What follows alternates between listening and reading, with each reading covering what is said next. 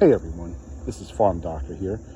Just letting you know, I just purchased this Z Grill Indigo Blue Junior Pellet Grill from Rural King. It was on sale for $250 and it has a 3-year warranty from Z Grills. For those who are not aware, Z Grills apparently makes Traeger grills, the generic, and they now went into the market on their own. So they've been building Traegers for many years apparently.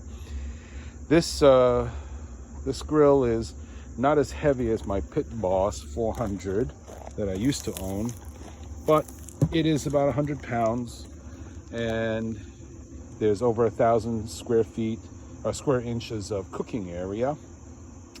The pellet hopper is pretty reasonable, about similar to the Pit Boss that I used to have, and it comes with 2 meat probes, which is nice because then you can measure your temperatures as you're cooking.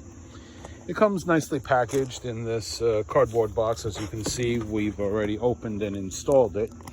The grill, they say it barbecues, sears, and chars and smokes, but obviously you want this for the smoking.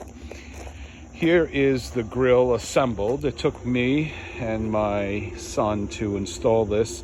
When it comes in the box, this unit here fits very nicely into this box. However, you should be aware that inside the lid, under the lid, are all the components essentially that fit into this unit. So it's very nicely packaged, including the hopper. The hopper was sitting inside this unit, which made this unit very, very heavy to lift. So just be aware. Now, for $250, this is a pretty decent unit. The steel is reasonable. It's not extremely heavy. There is some heat to it. As you can hear, I am doing the first burn off. As you can see, there's a lot of smoke coming out of the unit. I don't know if you can quite catch the wisps of smoke coming off, but there's a decent amount. Yeah, you have a sense of the smoke coming out of the unit. The hopper has a container to cover, and the wood pellets, as you see, are nicely thick and deep, and the hopper, the auger, starts somewhere around here.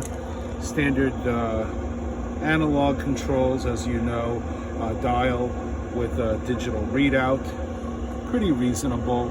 And then of course there's this probe selector button if you push for probe 1 or probe 2 to decide which one is being used for checking the temperature.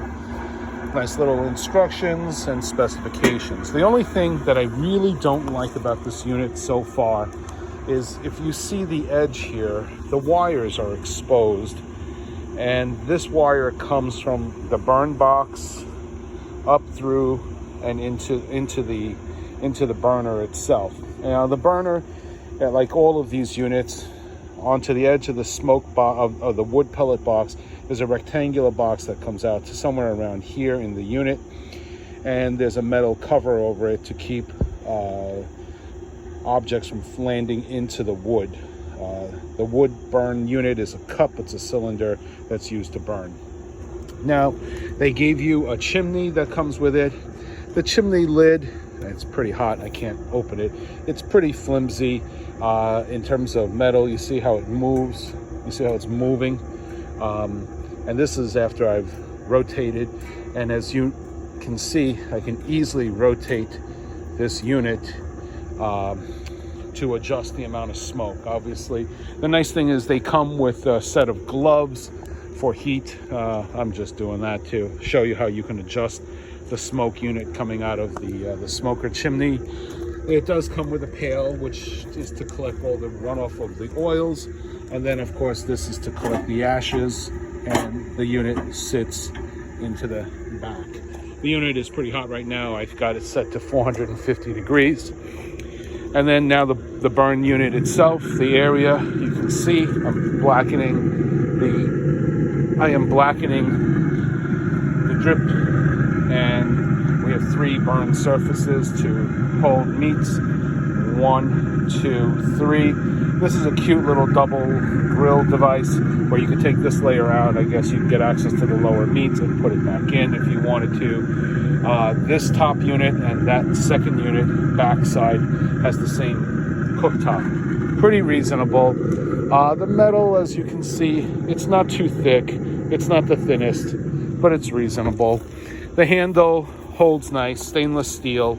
I just wish they did something about this edge here. I have a feeling I'm going to run into electrical problems one day when that unit starts to rust in between. They give you two plastic divots, two plastic connectors, which then you connect together with, similar to how your fingers would just connect together. It's a snap-in, pretty straightforward, although interestingly the instructions have no mention of using those connectors. It has a bottom metal grate. It's used to help stabilize the unit in addition to providing you a place to store things. The unit is completely unassembled when you get it. You have to put the legs on. The nice thing is they label the legs left front, which is this one. You can actually see the labeling: left front, left rear, right rear. They show you where to put the wheels. It's on the side where the catch bucket is, so that the oils don't drip when you move the unit. And as you see, I've got it set to high, which is 450 degrees. I don't know if it's showing through on the phone, but it's reading 456, and it's high, which is setting to 450. So they say to burn it for 45 minutes or 40 minutes on the first time out. So you burn off all the oils that come with the unit. They oil it pretty reasonably. And once I get my first smoked meat, I'll report back. Reasonable buy for $250. I don't really think you can go wrong. You know, the only problem would be is if the auger and the electrical system stops working. Short of that, this unit should last for many years. If you have any rust, you know, there are many ways of dealing with rust. Okay, Farm Doctor out.